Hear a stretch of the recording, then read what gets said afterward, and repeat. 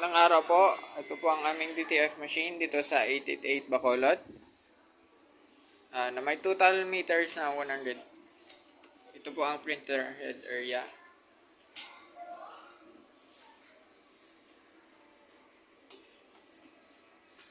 Ito naman po ang capping.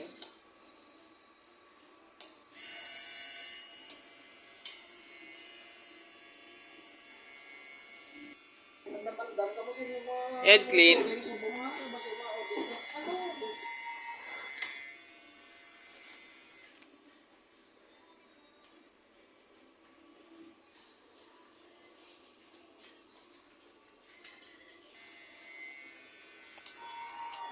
Pagkatapos po nating mag-clean, punasan naman po natin ang wiper.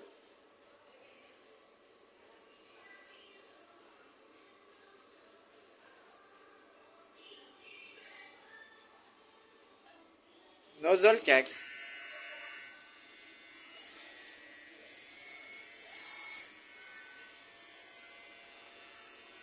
Ito naman po ang output ng ating nozzle check.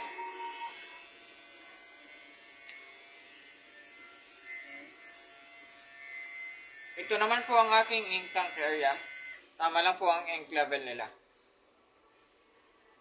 Ito naman po ang aking waste tank. Nalinis ko ito nung Friday. Ito naman po ang AVR. Yan naman po ang aking ground wire. Ito naman po ang aking mga consumables.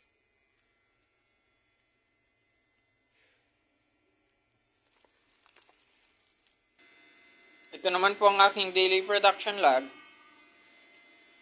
Ay, consumables monitoring pala.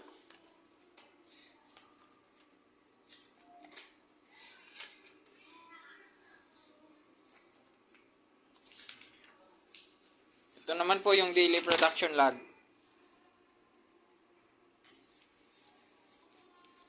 Ito naman po ang printer maintenance checklist. Check the dongle if properly connected. Check if metal guide properly in place. Check ink tank level. Nozzle check, then head clean. Sa closing naman, nozzle check, head clean, refill ink. Soak the capping with distilled water. Clip the hose and capping to prevent ink leak. Clean the printer to wipe excess ink. Remove dust all over the printer. Waste tank disposal. And then verified by Andrew and Joel. Yun lang po. Maraming salamat.